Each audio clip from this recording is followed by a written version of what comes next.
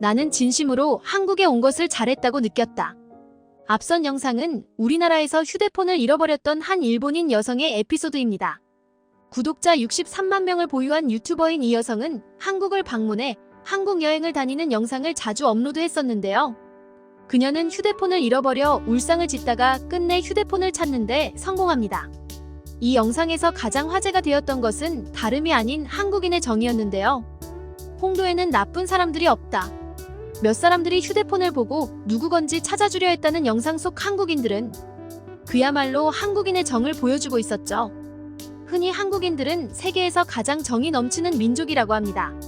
타인의 불행을 쉽게 넘기지 못하고 안타까운 마음에 어떠한 도움이라도 주려는 한국인들의 특성은 누구든 익히 느껴봤을 법한데요. 이러한 한국인의 면모에 낯선 외국인들은 한국에 들렀다 의외의 호의에 감동을 느끼기도 한다는 소문은 이미 웹상에도 파다하게 퍼져 있죠. 우리 한국인들은 얼마나 따뜻한 민족인지 한번 체크해봤습니다. 우리나라에서 휴대폰을 잃어버린 한 일본인 여성의 이야기가 인터넷상에서 큰 화제가 되는 일이 있었습니다. 한국에 머물며 한국의 이곳저곳을 여행하며 한국의 문화를 몸소 체험하는 콘텐츠를 자주 찍어 올리곤 하는데요. 그녀가 휴대폰을 잃어버린 것은 2020년 8월 한국의 한 섬을 방문했을 때의 일이었습니다. 당시 그녀는 도착한 곳에 이곳저곳을 돌아다니며 탐방을 하고 있었는데요. 그러던 중 그녀는 휴대폰 한 대가 사라졌음을 알게 되었고 이내 사색이 되어 자신이 방문한 곳을 되짚어가며 자신의 휴대폰을 찾아 나섰죠. 이 휴대폰의 케이스에는 자신이 사용할 수 있는 모든 자산이 들어있는 카드가 부착되어 있었고 이에 더더욱 그녀는 당혹스러움을 감추지 못했는데요. 그러나 아무리 숨차게 휴대폰을 찾으러 다녀도 그녀는 도통 휴대폰을 발견할 수 없었습니다. 결국 일본인 여성은 휴대폰을 잃어버렸다는 자괴감에 빠져 스스로를 비탄하며 울먹이는 모습까지 보였는데요. 그렇게 한참을 절망에 빠져 있을 무렵 그녀의 방송을 보고 있던 한 시청자가 그녀의 방송에서 마지막으로 휴대폰이 포착되었던 지점을 찾아냈고 일본인 여성은 급히 휴대폰을 두고 온 것으로 추정된 장소로 향하기 시작했습니다. 마침내 그녀는 가파른 산을 허덕이며 올라간 끝에 휴대폰을 찾을 수 있었죠. 놀랍게도 아무도 그녀의 휴대폰을 가져가지 않았던 것인데요. 사실 한국인이라면 아무리 시간이 지나도 자신이 잃어버린 물건이 그 장소에 그대로 보관되어 있는 것은 크게 낯선 일이 아니지만 일본인 여성에게는 무척이나 신기한 일이었던 것 같습니다. 휴대폰을 찾은 일본인 여성은 이후 영상을 빌어 홍도 사람들 진짜 너무 고마웠습니다 라며 수차례 감사함을 표하며 크게 감동을 받은 듯한 모습을 내내 드러냈기 때문이죠. 실제로 그녀가 휴대폰을 찾으며 만난 한국인들은 모두 하나 같이 무척이나 친절한 태도로 그녀를 도와주었는데요. 홍도에는 나쁜 사람이 없다며 그녀를 안심시키던 아저씨에서부터 그녀가 휴대폰을 잃어버렸다는 것을 알려 동네 주민들에게 수소문을 하던 아주머니까지 영상 속에서 한국인들은 마치 자신이 휴대폰을 잃어버린 듯 적극적으로 나서 도움을 건넸습니다. 이에 그녀가 휴대폰을 찾으러 산을 오를 때에는 그녀가 휴대폰을 잃어버렸다는 사실을 알고 있는 아주머니가 휴대폰이 저기에 있다며 알려주는 모습까지 담겼죠. 타인이 당한 불상사를 보고는 결코 그냥 지나치는 법이 없는 한국인 특유의 정이 그대로 묻어났던 것인데요. 처음 보는 사람 역시 자신의 이웃처럼 여기며 정을 나누는 한국인 특유의 따스함에 이 일본인 여성은 진심으로 감동을 받았고 이내 진심으로 한국에 온 것을 잘했다고 느꼈다는 소감을 담아 영상을 올리게 된 것이죠. 이 일본인의 사례에서는 흔히 정 넘치는 한국인의 모습을 느낄 수가 있는데요. 당연하게도 한국인의 따뜻한 정이 외국인에게만 전해지는 것은 결코 아니었습니다. 사실 한국이 갖고 있는 불명예가 있습니다. 바로 스스로 생을 달리하는 이들이 많다는 건데요. 최근 2-3년 사이 부쩍 다양한 세대의 고독사가 늘었다. 한 고독사 전문 청소업체 대표의 인터뷰는 그 말을 실감케 합니다.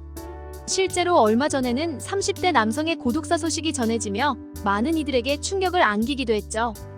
작은 방 한 칸에서 공인중개사 수험서와 경제학 서적 사이에서 싸늘한 주검으로 발견된 그는 오랫동안 타인과의 접촉을 하지 않으며 우울증 증세를 보이다 결국 극단적 선택을 한 것으로 밝혀졌는데요.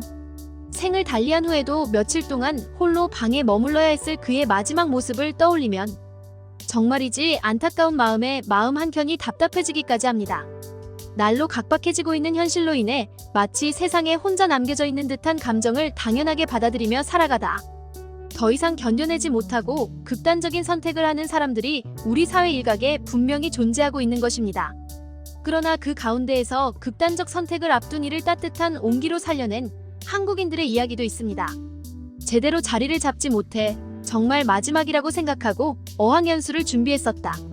하지만 코로나 때문에 그마저도 취소됐다. 정말 힘들었다고. 한 20대 청년은 우울감에 극에 달해 삶을 포기하고자 했다고 이야기를 합니다.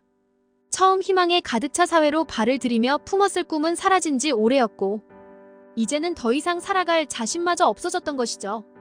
제 인생에 해가 저물기 시작한 것 같고 삶에 지쳐서 다 포기하고 싶었다며 마지막 결심을 한 글을 살려낸 건 다름 아닌 단골 음식점 사장님의 따뜻한 관심이었습니다. 생을 마치기 전 마지막이라 생각하고 평소에 자주 먹던 피자를 떠올린 그는 서러운 마음에 엉엉 울며 주문을 했다고 하는데요. 이에 의아함을 느끼고 글쓴이에 대한 걱정이 차오른 피자집 사장은 주문을 받은 연락처로 전화를 했고 괜찮으신가요? 구급차 불러드릴까요? 라며 그의 안위를 물었습니다. 아무도 자신을 알아주지 않는 듯한 절망을 느끼던 글쓴이는 전화기 속 한마디에 다시금 눈물이 차올라 그저 울음을 토해내다 전화를 끊었고 피자집 사장은 직접 피자를 들고 배달을 오기에 이르렀죠. 사장은 무척 걱정되어 자신이 배달을 왔다며 피자와 함께 진정성 있는 위로를 건넸고 직접 들고 온 피자 박스에는 괜찮으신 거 맞죠? 이 글 보시면 꼭 리뷰라도 달아주세요. 앞으로 좋은 일만 있을 테니 다 털어버리세요. 라는 문구가 적혀 있었습니다. 마지막까지 타인을 향한 진심 어린 걱정과 따뜻한 격려를 전한 것이죠. 이에 글쓴이는 피자집 사장님에게 생각지도 못한 위로를 받고는 한없이 울었다고 고백하며 덕분에 묵직한 마음이 내려간 것 같아요. 감사드려요. 사장님 힘내서 취업하고 또 시켜 먹으러 올게요. 라는 인사를 남겼습니다.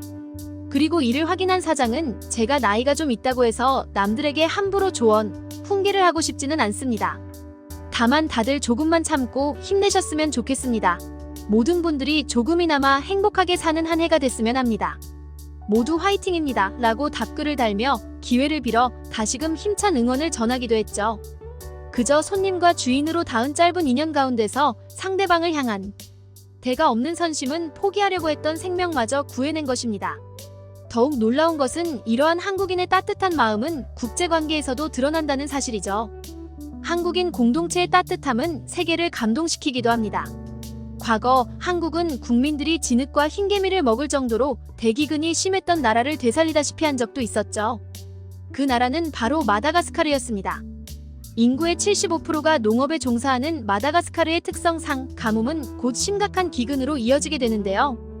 마다가스카르의 경우 경제적 기반이 온전치 않은 개발도상국이기에 닥쳐온 기근을 이겨낼 방법이 없어 무수한 마다가스카르인들이 진흙과 흰 개미를 먹으며 어떻게든 버티고 있지만 결국 식량난은 겨울까지 악화되며 이어질 것으로 전망되기도 했습니다. 상황이 무척이나 심각하기에 UN 인도지원조정실에서는 현재 마다가스카르의 5세 이하의 영유아 13만 명이 심각한 영양 부족에 처해 있고 주민 130만 명에 대한 인도적 지원이 긴급하게 필요한 상태라며 국제사회의 도움을 요청하기도 했는데요. 세계의 어떠한 나라도 쉽사리 도움을 주지 못했던 상황에서 우리나라가 선뜻 선의의 손길을 내민 것입니다. 이에 세계 각지에서는 한국의 따뜻한 결정에 찬사를 보낸다. 한국의 용기 있는 결정이 수많은 생명들을 살려낼 것이다라며 박수갈채를 보냈죠.